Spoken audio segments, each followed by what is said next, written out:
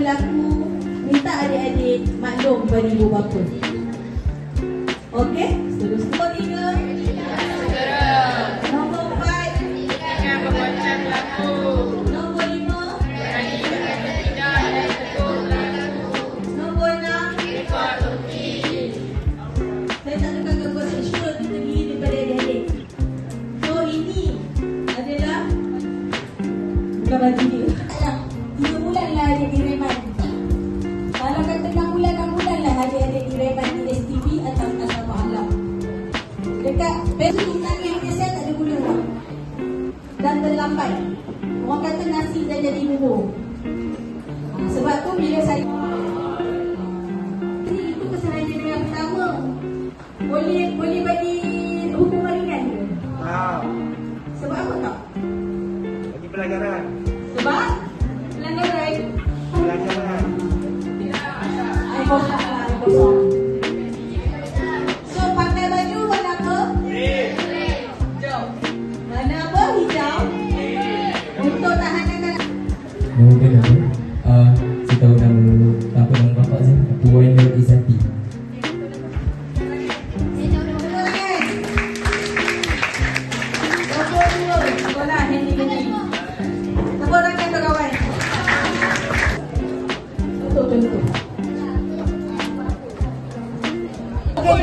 Nombor WhatsApp. Sendiri.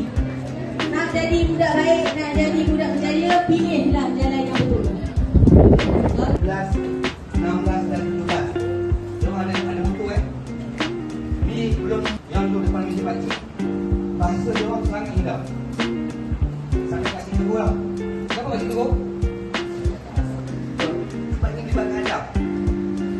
Pakcik memang adab. Kalau orang cakap itu, terutamanya adik-adik kat sini. Nak lagi perempuan. Pakcik memang sangat-sangat. Tak kisahlah dia nak. Salam. Ada buat telefon dia tak fikir macam mana dia buat. Dia gunakan telefon dia, dia gunakan teknologi yang seharusnya. Chat GPT. Siapa tahu Chat GPT? Abang Rashid tu. Abang Rashid boleh, tapi sebabkan makan. Terima kasih pada Puan Nurul Nazir binti Muhammad Nasir.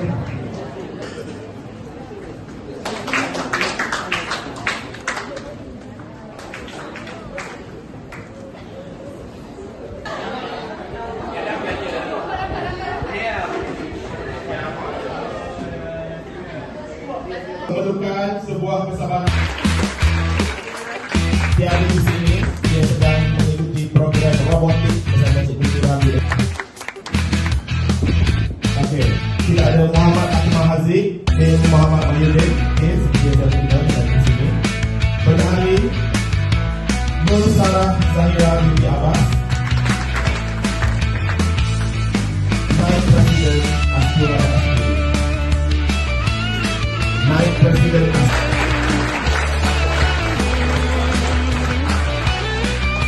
adalah Majlis Pimpinan Asrama 206 Majlis